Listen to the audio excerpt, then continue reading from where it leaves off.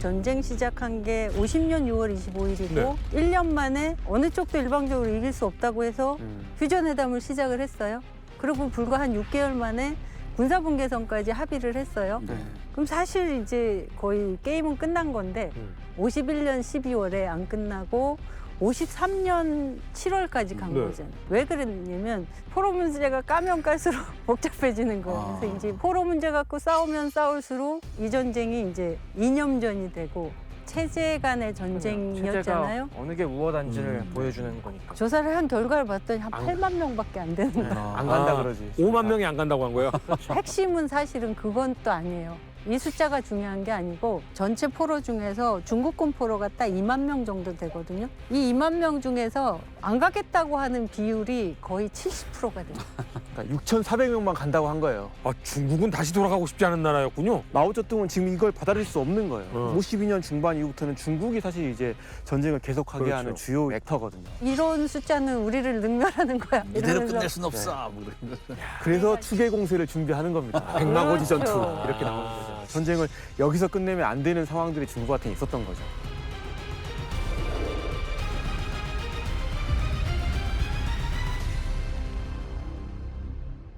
일대일 포로 송환을 조금 얘기하면서 이러면은 좀 납북된 사람들도 좀 저 사이에 끼워 넣지 않을까라고 이제 기대를 했다고 했잖아요. 그러면 그건 이제 한국 입장에서 납북된 사람이 숫자가 그렇게 많았던 거예요? 전쟁통에 북한이 납치를 많이 하거든요. 납북자 있잖아요. 네. 심지어 이제 특히 엘리트층들을 많이 납치를 그럼요. 해가고 남은 가족들 입장에서는 납북됐다고 말하고 싶은데 저쪽에서는 자발적으로 올라온 게 월북이잖아요. 월북이라고 얘기를 하는 거예요. 그러면서 이쪽에서 이제 자꾸 납북자 얘기를 하니까 저쪽에서 들고 나온 얘기가 남 얘기를 해요. 피난민을 납치해 갔다고 얘기해요. 우리 1.4 때 막 흥남 철수하고 서해안에서 예. 피난민 철수시키고 그러잖아요. 그거를 피난민들이 북한 주민들이 자발적으로 남한으로 내려간 게 월남한 게 아니고 유엔군이 후퇴하면서 민간인들을 납치해 간 거야. 근데 이제 그게 말로 설득한 것도 있고 그 당시에 이제 한참 유행했던 얘기가 북한 지역에 핵폭탄 쓸 거다. 네. 그러니까 이제 장남이라도 살리고 싶으면 월남해라 이런 식의 막 방송도 하고 실제로 삐라도 뿌리고 그러거든요.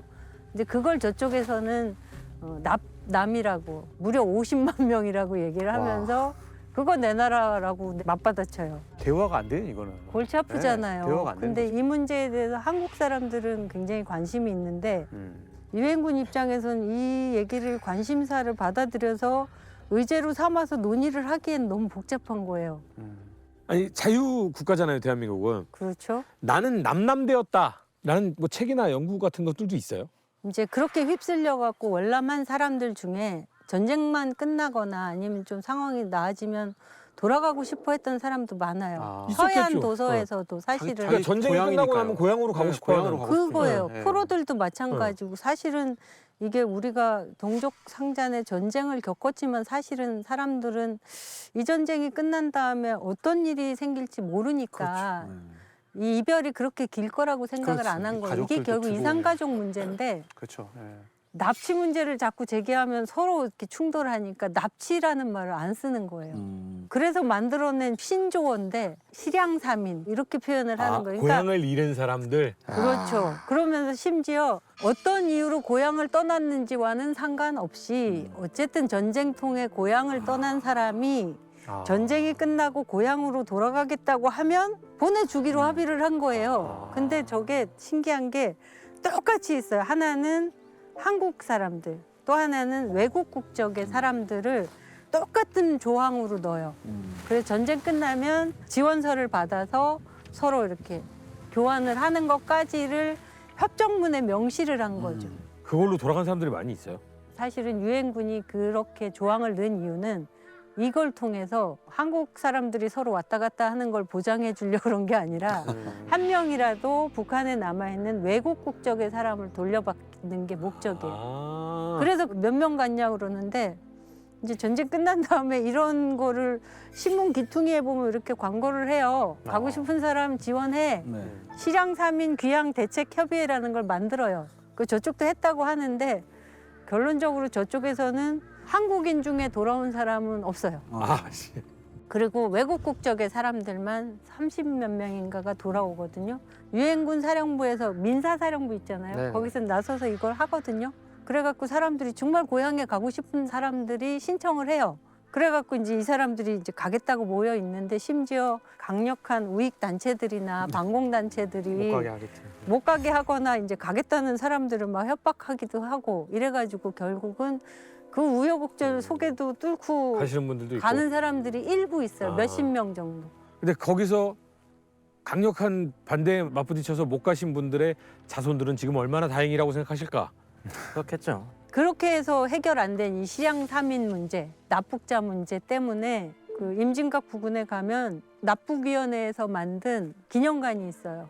그게 이제 납북위원회라는 게 국무총리 산하에 만들어져서 실태 파악을 하고 그 관련해서 기념관도 만들고 사실은 해결이 안 된 문제죠. 그렇죠. 아직도.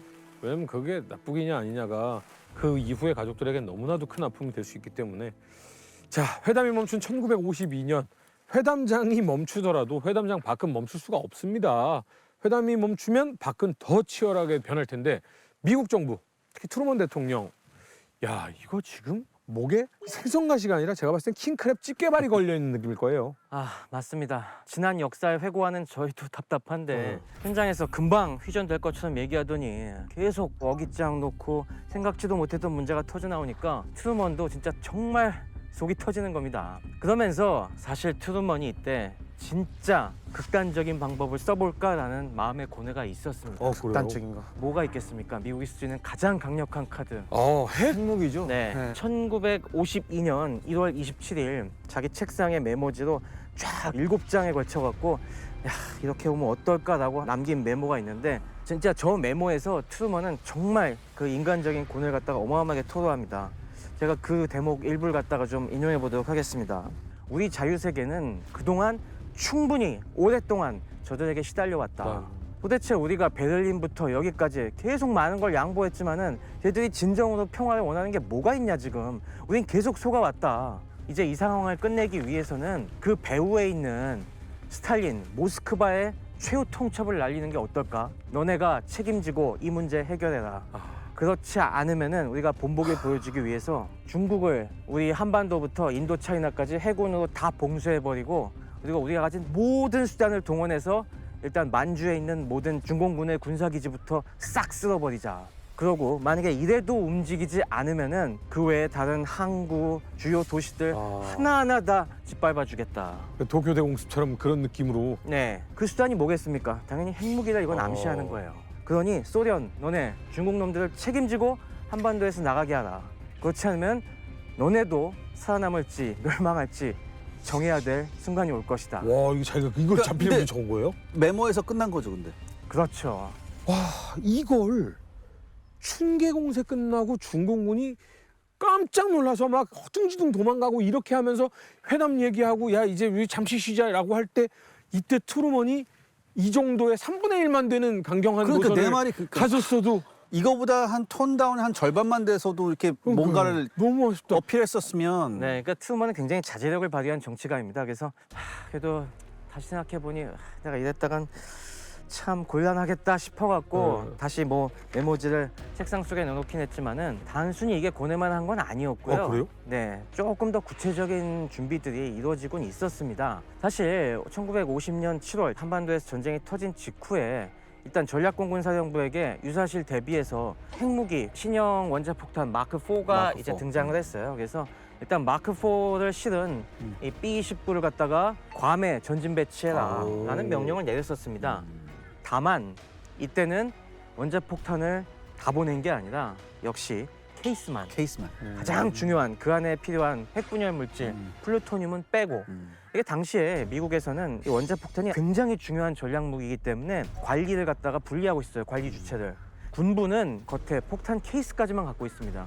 그리고 이 안에 핵 코어는 원자력위원회라는 별도의 민군 합동위원회가 이걸 관리하고 있었어요. 그래서 전략적인 의사결정이 내려질 때만 반출하게 돼 있었는데 절대 안 반출하고 있다가 1951년 4월 이제 리츠웨이로 교체될 쯤에서 트루먼이 상황이 지금 그 당시 중공군이 거세게 밀어붙이고 있으니까 내가 9개를 반출해주겠다. 오. 그래서 핵코어 9개가 그때 군부에 넘어갑니다. 오. 그러니까 이거는 군부의 판단에 따라서 9개까지는 어. 쓸 수 있는 상황이 된 거예요. 9개 어마어마하죠. 네, 물론 이게 뭐 꼭 한반도에서만 쓴다는 게 아니라 소련이 유럽에서도 도발할 수 있기 때문에 그런 것까지 감안해서 배치긴 했습니다만은 어쨌건 핵무기 사용 권한이 군부로 내려왔다는 것 자체가 와. 중요한 시그널인 겁니다.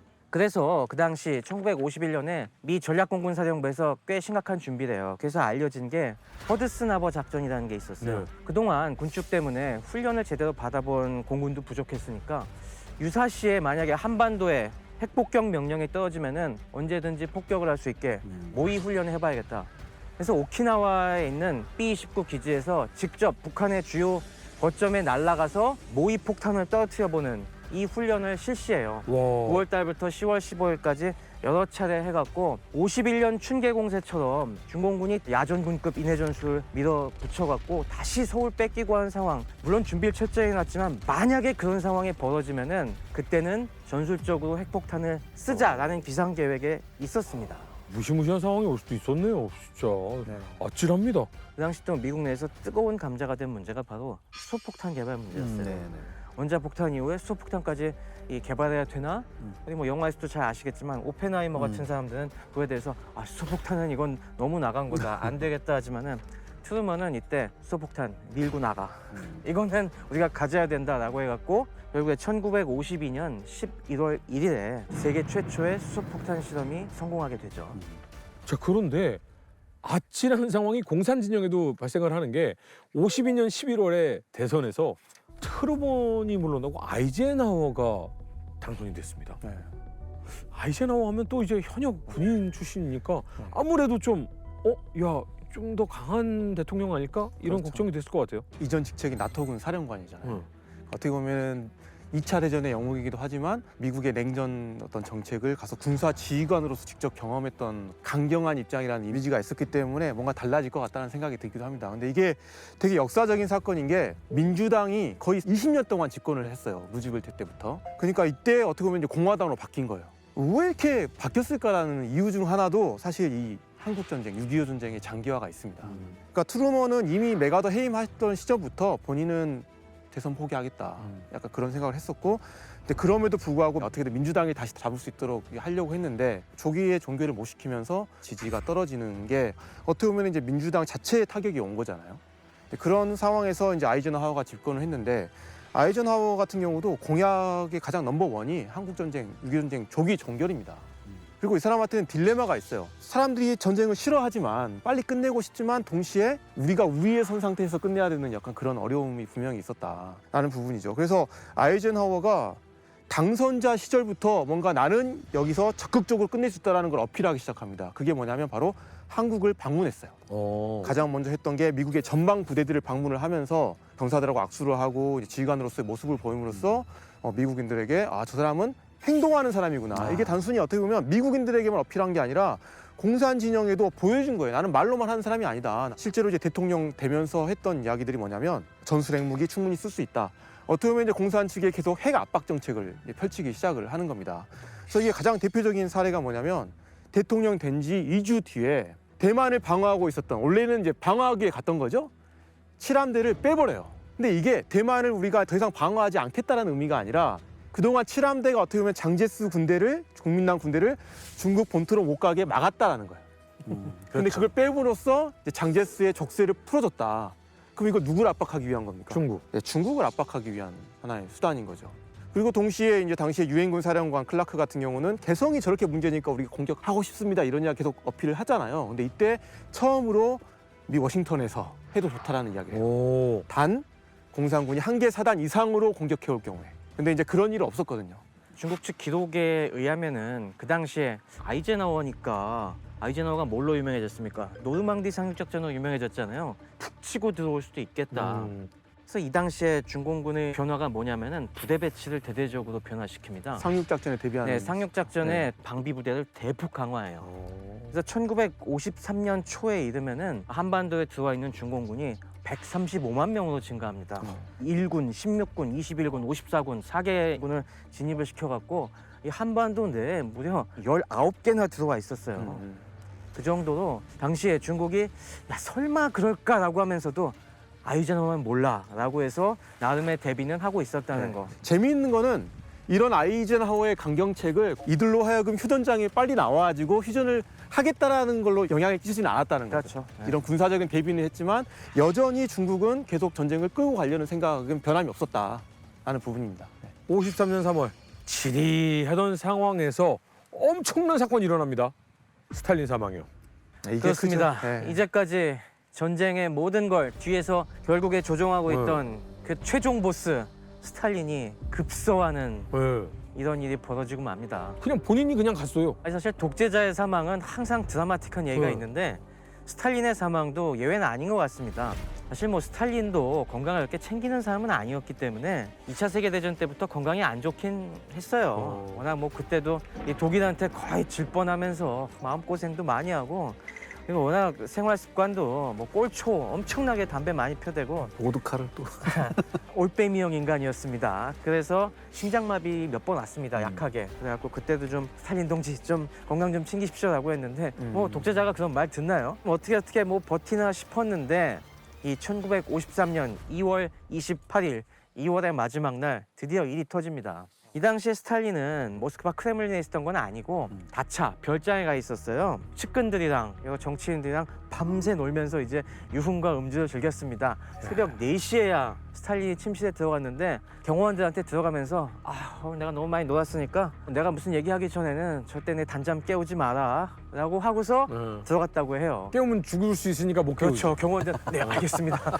이거 잘못했다가 그냥 총살당할 수 있으니까. 근데 이날 따라서 해 뜨고 낮은 그렇다 치는데 해가 질 때까지도 아무 기척이 없는 거예요. 밤 9시, 10시, 11시가 됐어요. 밤 11시요? 새벽 4시에 들어갔는데? 그래서 다들 겁내고 이거 혹시 하면서 들어가 봐야 되는데 아무도 용기를 못 내다가 가정부가 결국에 들어가 보기로 합니다. 그래서 혹시나 싶어서 삑 열었는데 스탈린이 바닥에 쓰러져 있는 겁니다. 아니나 다를까. 그래서 깜짝 놀라갖고 이게 뭐야 하면서 막 대책을 논의하다가 또 이런 거는 그 당시 실세가 베리아지 않습니까? 베리아. 베리아가 의사들 모아갖고 다음 날 새벽에야 닥칩니다. 아침에나 돼서 이틀? 7시 네, 무려 이틀이나 지나서야 의료진이 왔는데 이미 뭐 골든타임 다 놓친 상황이죠. 그렇죠. 진단을 해보니 뇌출혈이었어요. 아, 살릴 마음이 없었네. 네, 그래서 그러니까 결국에 누가 옆에서 그랬지 이대로 가는 것도 뭐 나쁘지 않은데. 그래서 결국 혼수 상태로 있다가 3월 5일 밤 9시 50분경에 최종 사망 판정이 내려집니다. 갑자기 스탈린이 이렇게 가버리니까 소련 수뇌부 내에서 아주 극심한 이제 권력 투쟁이 벌어집니다. 그러겠죠. 근데 역시 그 당시 야심가가 베리아지 않습니까? 베리아죠. 베리아가 일단 말렌코프 네가 소련 강요회 의장을 맡아 최고 권력에 앉고 난 배후 조종을 할게. 정보계통에 있었으니까. 네, 그래서 베리아가 계속 자기가 권력을 장악하려고 하니까 이제 또 다른 그동안 숨죽이고 있던 흐르쇼프랑 주코프 원수가 그러니까 정치부와 군부가 힘을 합쳐갖고 쿠데타를 일으킵니다. 정보부를 날려버린 거지. 네, 그래서 베리아 전격 체포해갖고 베리아가 실각하고 이제 흐르쇼프 시대로 들어섭니다. 이 상황이 벌어지고 있었으니 소련이 6.25 전쟁이 들어오겠어요? 휴전의 걸림돌이 싹 사라져버리고 그러면 소련의 압력이 확 없어져 버린 겁니다. 이렇게 되면 빨리 협상을 해야 되겠다라고 테이블로 오는 거 아닙니까? 그러니까 지금 또 이 상황뿐만 아니라 동유럽에는 경제 문제로 체코슬로바키아, 동독 이런 데서 데모도 일어나고 엄청나게 많은 문제가 생기는 겁니다. 중립국이네. 네, 그러니까 체코슬로바키아. 지금 소련 입장에서는 여기 어떻게든 돈도 투자해야 되고 말렌코프 같은 경우는 이제 뭐가 하면 평화 유지론을 이제 제시를 하는 거죠. 그죠. 전쟁할 우리에 겨를이 없다. 지금 내치를 다져야 된다. 약간 이런 느낌인 겁니다 지금. 이쪽은 아이젠하워가 되고 저쪽은 스탈린이 죽은 다음에 포로 협상이 재개가 돼요, 판문점에서. 그러니까 이제 유엔에서 어느 정도 나왔던 그 안들이 여기서 다시 나오죠. 그렇게 나온 게 그게 소위 설득안이라는 거, 설득회를 열어서 한 번 더 의사를 확인하는 건데. 네, 설해 작업하는 거. 그렇죠. 네. 근데 이게 이제 문제가 뭐냐면 이승만 대통령 입장에서는 안 가겠다는 사람은 뭐예요? 반공포로잖아요. 그렇죠. 반공포로들을 다시 공산주의자들의 설득하는 앞에다 내세워서 한 번 더 그 일을 당하게 해? 그 절대로 우리는 인정 못 한다고 한 거예요. 그런데 이제 미국 입장에서 서둘러서 이걸 빨리 끝내고 싶으니까 부상포로, 상병포로 교환에 서로 합의를 해서 보내고 그다음에 지금 남은 이 문제를 합의를 했어요. 그러니까 이제 우리는 인정 못한다고 했는데 니네 마음대로 합의를 해? 이러면서 했던 게 방공포로 석방이에요. 우리가 작전 지휘권 넘겨서 유엔군 밑에서 하고 있지만 이렇게까지 우리를 무시하면 우리도 마음대로 할 수 있어. 이건 사실은 이 방공포로 석방 문제긴 하지만 더 나가면 유엔군 작전에서 빠져나와서 임의로 우리가 북진도 할 수 있어. 이 얘기거든요. 단독 작전 가능하다. 네. 그렇죠. 일종의 선전포고를 네. 한 셈이니까 네. 이게 사실은 누구를 대상으로 한 거예요? 미국을 대상으로. 미국한테 미국. 협박한 셈이 되는 거죠. 그러니까 처음부터 사실 한국을 너무 무시하면서 들어갔던 것이 이제 그 골마 터지는 부분인데 사실 이승만 대통령이 다른 부분들을 다 보더라도 가장 도드라지는 부분 중에 하나가 반공의 진심 중에 진심이었다는 이 기록이 참 많잖아요. 그러니까 야 이런 상황에 내 눈앞에서 저 공산당이 나는 공산 진영 안 갈 거예요. 자유 대한민국에 살 거예요. 라고 한 사람들을 눈앞에서 다시 공산당 설득을 받게 하라고 나 못 참아. 라고 하면서 석방을 시켜버린 거죠. 이때 석방된 포로 숫자가 2만 7천 우와. 명이었던 건데 전체 포로가 3만 5천 명이었거든요. 방공포. 방공포로가. 그러니까 엄청나게 내보낸 거고 이게 가능했던 거는 포로 관리는 유엔 측이었지만 어. 포로 경비부터 시작해서 다 한국군이 어. 있었기 때문에 이거는 거의 작정하고 그냥 방치해주거나 열어주거나 아니면은 실제로 그때 공무원들 시켜가지고 탈출한 포로들은 옷도 다 입혀주고 철저하게 나름 준비한 계획이었습니다. 그래서 탈출 방조예요, 사실은. 그래서 방공포로 탈출 방조 사건. 그렇죠. 그 당시에도 용어 사용을 그렇게 써요. 방공포로 탈출을 한국군이 획책하고 도와준 거지 석방할 수 있는 위치에 있진 않잖아요. 그 문제가 나왔을 때 이제 이승만 대통령이 이거 내가 하라고 시킨 거야 막 이렇게 얘기를 하는데 저쪽에서는 한국 제대로 통제해 이러고 유엔군 입장에서는 딴 건 다 괜찮은데 사실 방공포로들은 안 가겠다고 한 사람이니까 좀 빨리 석방을 하고 탈출을 시키건 결론적으로는 네. 같은 건데 문제는 한국군을 유엔군 작전 혹은 통제권을 넘어서서 마음대로 움직인 거 네. 이건 문제야. 아 거기 지키고 있는 군인들이 움직였다. 그러거나 원래 작전 한국군이 통제권이 없잖아요. 지금 엄밀히 통제권도 말하면. 없는데 네. 이제 그래서 일부러 헌병사령부 따로 만들어서 사실 한 거거든요. 근데 그 임의대로 움직인 것은 대단히 위험하다고 본 거죠. 그래서 그거에 대해서는 이승만 정인에게 문제 제기를 해요. 네, 그러니까 이게 그만큼 위험한 행위지만 이승만 대통령이 이걸 했다는 걸 어. 가지고 사실 많은 또 사람들이 평가하기를 이건 이승만 대통령의 승부수였다. 이런 승부수죠. 이제 방공포로 석방이라는 이제 강수를 둠으로써 사실은 미국 입장에서는 이승만 대통령을 어떻게 다룰지에 두 가지를 가지고 있는 거예요. 하나는 이참에 말을 너무 안 들으니까 제거를 하자. 확 갈아치워 이거 하나 이제 그러지 말고 달래는 방법 하나 이 두 가지 당근과 채찍을 동시에 들고 생각을 하다가 채찍은 에버레디 계획이라 그래서 나중에도 이승만 대통령하고 이제 미국이 입장이 안 맞으면 항상 이때도 준비되어 있는 나오고. 계획인 그렇죠. 거죠. 네. 그게 사실은 어떻게 보면 미국이 한국에 대해서 갖고 있는 입장일 수 있는데 이제 당근은 니네가 원하면 우리가 안보에 대해서도 책임을 져주고 이렇게 최대한 협의를 해줄게라는 게 당근인 거죠. 그래서 우리가 이어져서 얘기하는 게 한미 상호 방위 조약을 체결을 해서 한미 동맹을 통해서 안보를 보장받았다. 그 이승만 대통령의 승부수를 띄운 결과였다. 이렇게 보는 거고 이제 그걸 또 뒤집어서 생각을 하면 미국 입장에서는 이걸 통해서 이승만 대통령을 적절히 통제를 해야 되는 거예요.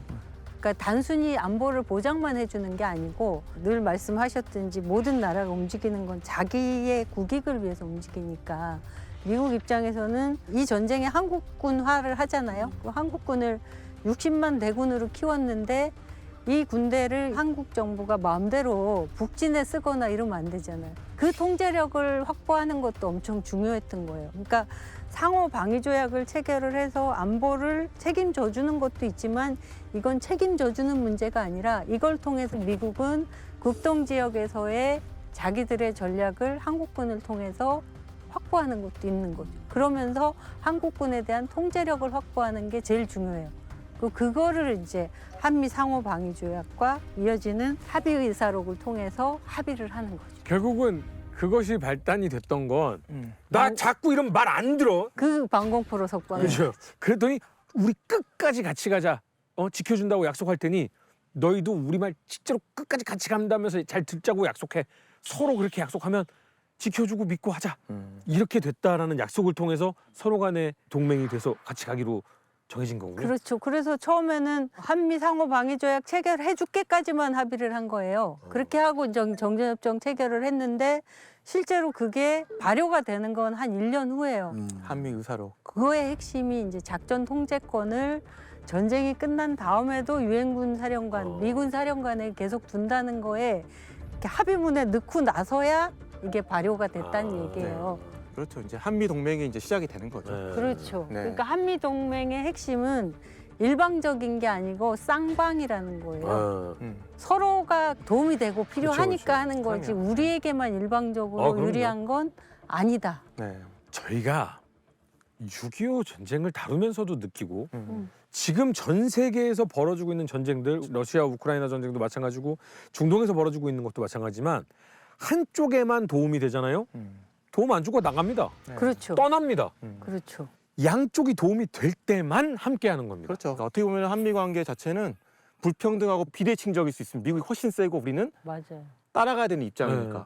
사실 뭐 60년대만 하더라도 국방비의 90%를 미국이 대줍니다. 네. 되게 수동적인 수잖아요. 네. 그럼에도 불구하고 지금까지 이렇게 발전해 온 데는 우리가 우리의 몸값을 키우려는 그럼요. 그러면서 자율성을 확보하려는 노력을 계속 해왔기 그럼요. 때문에 나름의 이 건전한 관계로 계속 발전해 왔다. 그럼요. 다소 거친 방법이었지만 어쩔 수 네네. 없는 선택. 네. 중간중간에 그런 일들이 많이 있었죠. 원래 형제끼리도 싸우면서 크고 예? 가족끼리도 다툼이 있고 동맹끼리도 그렇게 같이 하는 겁니다. 그렇습니다. 네.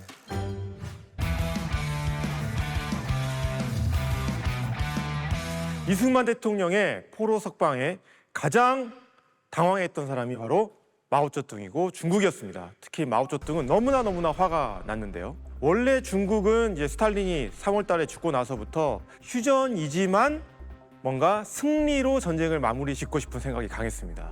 이때 전선을 한번 보면은 전선에 돌출부가 하나 형성되어 있어요. 거기가 바로 이제 금성 돌출부인데요. 중국은 이 돌출부를 없앰으로써 뭔가 군사적으로도 유리한 방향으로 휴전을 좀 하고 싶었고 군사적인 승리를 정치적인 승리로 미화하고 싶었던 생각이 있었던 겁니다. 중국은 이미 5월 달부터 금성 돌출부를 제거하기 위한 작업을 계속 해왔습니다. 5월 달에는 이 금성 돌출부 전 전선에서 탐색전을 가하면서 공격을 감행을 해오고 있었습니다.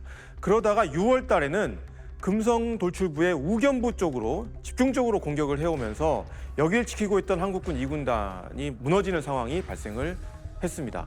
그런 와중에 공산포로를 우리가 딱 석방을 하자 마오쩌둥이 6월 19일 날 집중적으로 한국군을 공격해! 라는 지시를 하게 되는 겁니다. 그래서 펑더와이 같은 경우도 최대한 많이 준비를 해서 7월 10일에 한국군을 우리가 한번 집중적으로 공격하자라는 것을 결정하고 이른바 7월 공세 혹은 최후 공세 혹은 금성 전투를 하게 되는 겁니다. 이 금성 전투는 중국 입장에서는 지금까지 볼 수 없었던 대규모의 군대를 동원을 했는데요. 총 5개 군이 동원이 됩니다. 그래서 최소 1만 명 이상을 섬멸하려는 그런 목표를 가지고 있었습니다. 그리고 여기 하나를 더하자면 이 지역에서 전략적으로 중요했던 화천 조수지까지 발전소까지 우리가 차지해보자라는 식으로 공격을 하게 됐고 근데 여기에 대항한 우리 한국군 같은 경우는 국군 2군단이 버티고 있었는데요. 3사단, 5사단, 6사단, 8사단이 전방에서 쭉 고지를 지키면서 방어를 하고 있었던 거죠. 그래서 이 금성 전투를 보면은 스케일이 엄청납니다. 왜냐하면 결국에는 이 넓은 지역에서 싸우는 장소는 다 일종의 하나의 고지들이거든요. 그래서 하나의 고지 쟁탈전들이 동시다발적으로 이루어지는 형태의 전투였다라고 이해를 하시면 될 것 같아요. 그래서 7월 13일에 어마어마한 병력과 화력을 투사하면서 야간에 선제 공격을 해온 겁니다. 전술적으로는 각 고지에서 싸울 때 그동안 국군이 잘 써먹은 전술이 하나 있었어요. 이게 바로 이제 한국군의 동굴 작전인데요. 그러니까 중공군이 밀려오면은 우리 국군이 동굴 혹은 요새 속으로 숨어서 여기에 이제 진내 포격을 사격을 요청을 해서 중공군을 섬멸시키는 그런 전술을 우리가 써왔는데 이번에는 중공군이 이걸 역이용합니다. 그래서 공격하는 척 하다가 공격을 안 하고 다른 쪽으로 우회하거나 아니면 거기 있는 한국군의 고지를 고립시켜가지고 결국에는 한국군을 포위 섬멸하는 형태로 계속 공격을 해왔었는데요. 이날 밤에 한국군은 비교적 잘 버티게 됩니다. 다만 다음 날부터 문제가 생기게 되는데 특히 돌출부의 좌우측 견부가 이제 붕괴가 되기 시작을 했고요. 오전 11시에 정일권 장군은 어쩔 수 없이 군단 예하에 전 사단을 금성천 남한으로 철수해라라는 명령을 내리게 됐고요. 하지만 철수 과정이 결코 쉽지는 않았습니다. 이때 계속 중공군이 파상 공격을 해왔기 때문에 정말로 많은 피해를 입으면서 원래 최초에 형성하려고 했던 금성천 남한에서의 방어선도 형성하는데 실패를 하게 됩니다. 결국 7월 15일에는 중공군이 이 지역에서 요충지였던 백암산까지 탈취를 하게 되는 거죠. 하지만 중공군도 결국 이 과정에서 국군이 정말 격렬하게 저항을 했기 때문에 전투 손실이 컸고 우리가 붕괴되지 않았습니다. 그리고 비교적 조직적인 지연 방어를 수행해 왔던 거죠. 그러면서 더욱더 놀라운 사실은 뭐냐면 국군 2군단이 여기서 멈추지 않고 바로 군단급 반격에 나섰다는 겁니다. 사실 중공군도 이러한 반격은 3일 정도가 걸릴 걸로 예상을 했는데 2군단은 곧바로 반격을 해버립니다. 그래서 반격 부대로 11사단, 8사단, 5사단을 투입해서 백암산을 다시 회복을 했고 그리고 부대들을 추가로 더 투입을 해가지고 결국 19일까지는 우리가 금성천에서 북한간을 연하는 선까지 올라가게 됩니다. 그런데 이때 정전협정이 거의 타결 수순을 받으면서 더 올라갈 수도 있었겠지만 미팔군에서 더 이상 진격을 중지해라라는 지시를 하게 됐고요. 결국 처음 우리가 뺏긴 금성 돌출부를 전부 다 수복하지는 못했지만 어느 정도 빼앗긴 곳을 상당 부분 수복하는 데 성공을 했던 거죠. 물론 이 전투 과정 중에 한국군의 손실도 컸습니다. 약 한 14,000여 명 정도의 손실이 났어요. 그런데 중공군의 손실은 이보다 훨씬 더 큰 6만 명이 넘는 손실을 입었습니다. 그리고 더욱더 중요한 사실은 우리가 중공군의 공격에 확 밀리지 않고 어느 정도 지연 방어를 해나가면서 전력을 보존한 채 중공군을 약화시켰다. 그리고 다시 반격을 실시하면서 이제는 한국군이 대규모의 군단이라는 대규모급의 어떤 그런 작전에서도 효과적인 방어 및 반격 작전을 할 수 있다는 것을 보여줬다. 즉 이 말은 군단급에서도 이렇게 현대적으로 싸울 수 있다는 것을 보여주면서 정말 6.25 전쟁에서 한국군이 많은 피해를 보고 많은 시행착오를 해왔지만 결국 막바지에서는 우리 국군이 정말 성장했다는 것을 보여준 대표적인 전투로 볼 수 있을 것 같습니다. 이렇게 6.25 전쟁의 전투는 금성 전투를 마지막으로 막을 내리게 됩니다. 자, 그러면 이제 정전협정 사인하면 끝나는 겁니까? 협정 체결을 어디서 할 것인가 뭐 이런 얘기를 합의하고 협정문에 보면 양측 사령관 사인이 있잖아요. 그거를 모여서 할 건지 뭐 이런 얘기도 하다가 이제 신변 보호를 위해서 두 군데서 따로 하기로 한 거예요. 그게 합의가 돼서 우리가 흔히 보는 조인식 장면 사진이 네. 있잖아요. 그러니까 잘 모르는 사람들은 판문점에서의 사인 장면과 문산에서 있었던 조인식 장면을 혼동해서 쓰거든요. 근데 이게 이제 두 군데서 있었다는 얘기예요. 네. 그래서 하나는 대표단, 네. 휴전 회담 대표단 수석 대표가 일단 사인을 한 거고, 그리고 나서 이걸 가지고 가서 후방에서 김일성이나 팽덕회가 하고 쪽에서는 클라크 사령관이 사인하는 장면이 그 장면인 거예요. 문산 후방에서 했던 거. 저도 여기 와서 알았어요. 네, 판문점에서 먼저 사인하고 뒤에 클라크는 문산에서 사인을 했다라는 거는. 아 이게 또 이게 휴전협정서요. 1953년 7월 27일.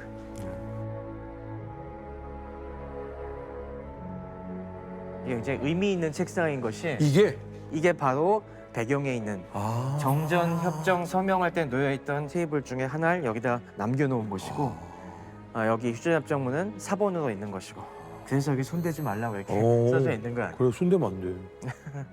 뒤에 보면은 배경에 그래서 서명한 인물이 유엔군 측에서는 당시에 수석 대표였던 윌리엄 해리슨 장군이 했었고 공산군 측에서는 남일이 했었는데 근데 윌리엄 해리슨 중장은 또 이 인물 갖다가 맡을 만한 또 사정이 있었던 것이 그 당시 리치 레이랑 마크 클라크 장군이랑 또 육군참모총장 콜린스랑 다 동기였다고 했잖아. 그래서 해리슨 중장도 동기였어. 그러니까 이제 터너 조익 제독 같이 마음씨 좋은 사람들은 저 아주 치열한 협상장에서 도저히 못 버티고 하니까 야 누굴 보내지? 아 우리 동기 중에 그 터프한 우리 기병 출신 해리슨을 보내야겠다. 라고 해서 그 뒤에 거의 1년여 이상에 걸친 회담 마무리를 어렵게 마무리하고 7월 27일 서명까지 완료했죠. 사인까지 끝났으니 정전이 시작이 됐는데 그럼 이제 사인 딱 했으니까 거기 써 있는 대로 전투가 중지돼야 되는 거잖아요.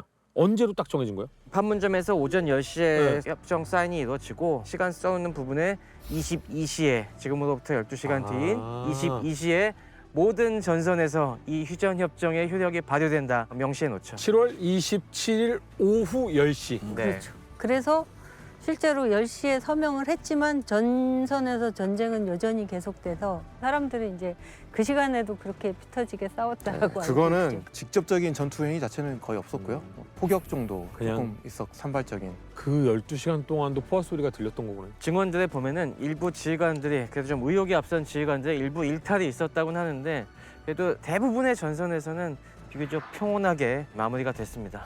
평화를 갈망했던 국민들은 이 사인의 소식을 듣고 어떻게 반응을 했을까요? 최덕신 같은 경우가 마지막으로 한국군 대표로 휴전회담 대표가 됐는데 포로 협정 체결하는 과정에서 한국군하고 미국하고 서로 갈등할 때 이렇게 자기네 마음대로 하면 우리는 못하겠다 이러고 사실은 한국군 대표를 철수시켜 버려요. 최덕신이 철수를 해버려서 실제로 마지막까지 한국 대표는 안 들어가 있어요. 그런데 사실은 뭐 한국 대표가 거기 없어서 서명을 할 수 없었다는 아니죠. 왜냐하면 한국은 처음부터 대표단에 들어는 있지만 한국 대표는 아닌 구조였잖아요. 그런데 이제 보이콧 했더라도 문산에는 와라. 그래갖고 사진을 보면 클라크 사령관이 서명하는 바로 뒷자리에 있어요. 최덕신 소장이 앉아 있는 앉아있어요. 사진이 있어요. 그때는 또 어떻게 명령을 들었네요? 아, 그러니까 안 뭐 버티시고. 그렇게까지 한미 관계가 나쁜 건 아니고 네. 이제 일종의 시위를 하는 거니까. 그런데 보이콧을 했으니까 심지어 판문점에서 서명하는 거기에는 한국 기자도 되게 제한하고 막 이래요. 그러니까 한국 입장에서는 이 모든 상황들이 굉장히 불만족스러웠죠. 한국 기자는 2명밖에 못 들어갔고 그런 일본 거. 기자는 10명이나 들어갔거든요. 그러니까. 미국 기자는 100명 정도 들어갔어요. 그러니까 그 어마어마하게 많은데 사실 이게 우리의 운명이 결정되는 이런 서명인데 거기에 그 정도의 상황이니까 그 당시에 참석했던 기자들도 우리 처지가 이랬구나 이런 소리를 써놨어요. 결국 이 전쟁은 누굴 위한 전쟁이었나. 그러거나 여기서 우린 뭐지? 이런 네, 얘기를 네. 하는 거죠. 그러니까 마지막에 이승만 대통령이 그런 포로 강제 탈출 뭐 이런 작전까지도 감행했던 게 이 목소리를 내지 않으면 도대체 어떻게 해야 되나 막 이런 것도 있었던 것 같다는 생각이 있죠. 드네요. 네.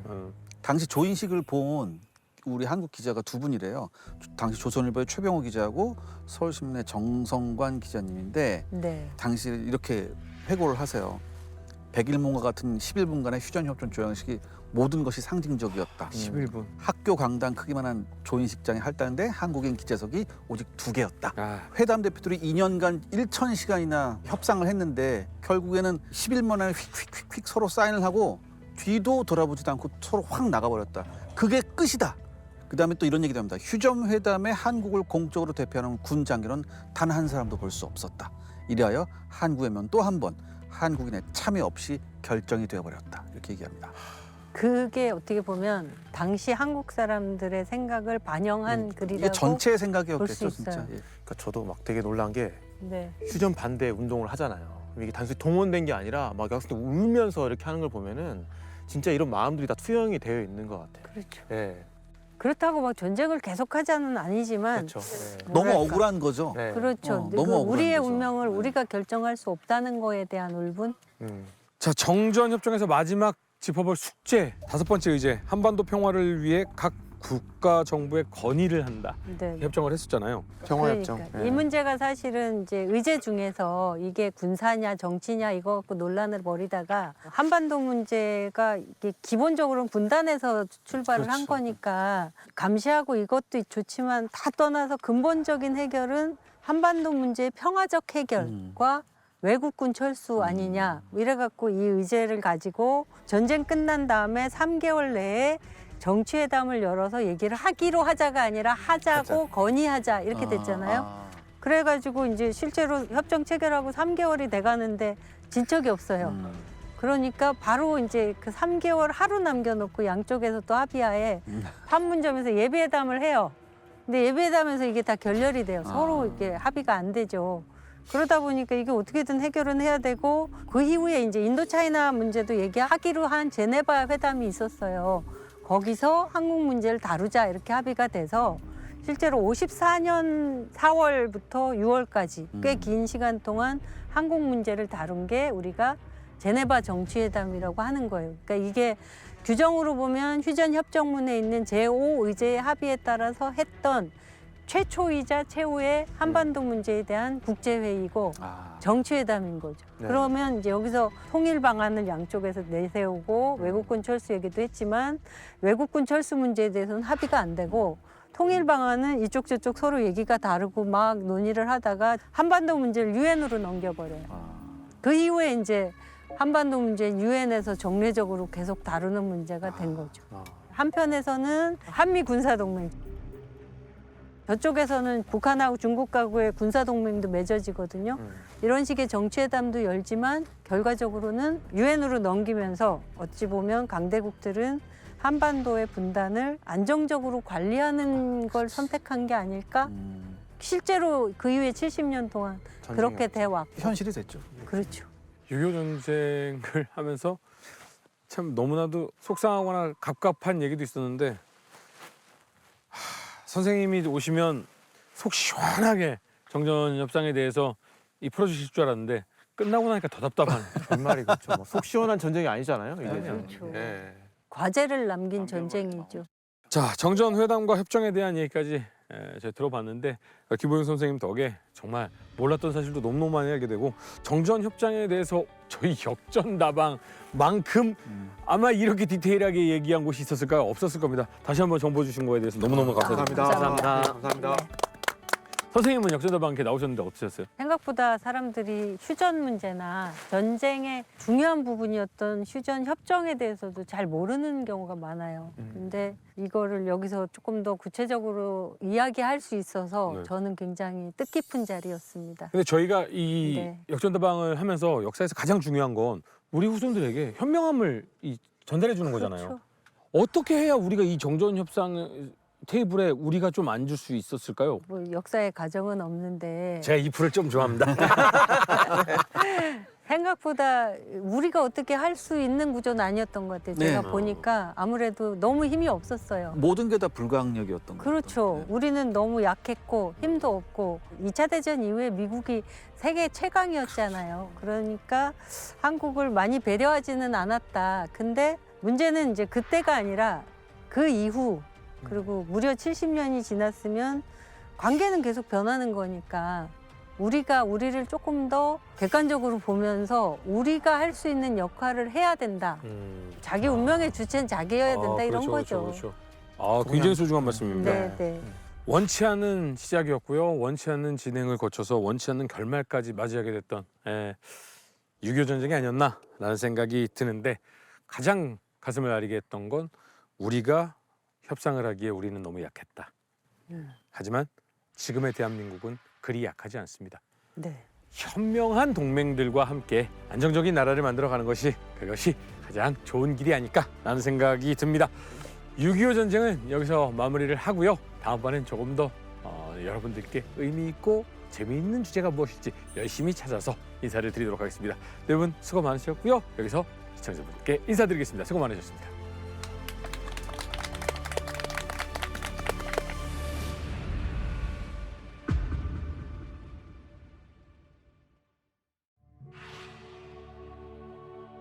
아, 이게 바로 그 전쟁의 마지막을 어떻게 보면 참 씁쓸한 장면인데 우리 여기 오다 보면은 판문점에 돌아오지 않는 다리라는 이름이 붙어 있잖아요. 맞아요. 그 돌아오지 않는 다리가 바로 이 장면에서 비롯된 거예요. 우리가 휴전협상에서 제일 난관이 포로를 어떻게 처리할 것인가 맞아요. 바로 그 문제였잖아요. 그 난관 끝에 결국에 53년 4월부터 이런 부상병들부터 포로 교환을 시작을 해갖고 그해 9월까지 양측의 포로들이 각각의 고국으로 돌아갔어요. 근데 뭐 그 과정에서도 북이나 이제 공산 진영으로 다시 돌아가했던 사람들은 북 체제가 그렇잖아. 원래 거기서는 포로 잡히지 말라고 교육을 하는데 그렇죠. 포로 잡혔으면은 혹시 거기서 간첩질한 게 아닌가 자기의 결백을 증명해야 되기 때문에 그냥 온갖 생쇼를 다 했다고. 맞아요. 그래서 저기도 막 우리 공화국 만세 막 들고서 또 이제 내가 지금 입고 있는 옷은 미제들이 준 옷이라고 그 막 다 벗어서 막 내팽개치는 이런 모습까지 해가면서 올라갔었고 그리고 이제 이 다리를 지나가면은 더 이상 돌아올 수 없는 운명이라고 해서 이제 그 다리 이름도 돌아오지 않는 다리로 이제 이름이 붙은 거죠. 신 교수님 네. 보니까요 여기 지금 판문점에서 일어났던 일에 대한 연표가 쭉 있는데 네. 우리가 모르는 혹은 우리가 잊어버렸던 그런 굉장히 많은 일이 있었어요. 그렇죠. 네. 그리고 보면 북한이 굉장히 빈번한 도발을 했었죠. 네. 말도 안 되는 전 1976년에 저기 이 도끼만행 사건 같은 경우 말도 안 이건 되죠, 진짜. 전 세계 유례를 찾아볼 수 없는 그렇죠. 예. 네. 저 미루나무 가지치기 하겠다고 온 미군을 갖다가 북한 경비병들이 진짜 도끼로 잔인하게 살해한 그 지금 이게 북한군이 지금 이제 도끼 들고 막 지금 막 뛰어 들어가지고 막 지금 공격하고 있는 뭐 그런 사진인 거죠. 아 맞아 여기 지금 요 트럭 앞에 한 분이 지금 쓰러져 있고 이미 이 뒤에 또 한 분이 마저 지금 공격을 받고 있는 그 상황이죠. 이때가 미국이 대북한 발령했었죠. 그죠. 그러니까 그게 사실 진짜 실제로 미국에서 거의 일어나지 않는 일인 거잖아. 굉장히 드문 일인데 그 당시에는 이거에 대해서 해명하고 사과하지 않으면은 진짜 전쟁하겠다는 식으로 해군 함정들이 동해상에 실험대 오고 막. 그지. 그래갖고 진짜 전쟁 일보 직전까지 간 그 아찔한 순간. 이 사건이 그 공동 경비국 안에서 이제 경비 선언 방법, 네. 형태 이런 것들에 많은 걸 바꿔놨어요. 아 그렇겠죠. 예, 네. 그 전에는 그 안에서 자유롭게 다 돌아다녔어요. 음. 서로 간에 뭐 이야기도 하고 접촉도 하고 했는데 이거 딱 생기고 나서 구역이 딱 나눠지는 겁니다. 아. 북한 구역, 그다음에 우리 유엔 구역 이런 식으로. 그렇군요. 예, 그들의 책임입니다. 맞습니다. 네. 그래서 많은 분들이 여기 와서 이렇게 둘러보면은 우리가 진짜 완전한 평화 속에 살고 있지 않다. 전쟁은 아직 끝나지 않았고 평화는 굉장히 살얼음판을 걷고 있다. 그러니까 이게 단순한 역사가 아니라 지금 현재 같잖아요. 딱 느낌이. 근데 그 현재라는 걸 잊어버리는 많은 사람들이 있다는 게 문제인 거고. 아 그런 것 같아요. 네. 예. 잊지는 말아야 됩니다. 그렇죠. 잊지 말아야 네. 기억해야 돼요. 맞습니다.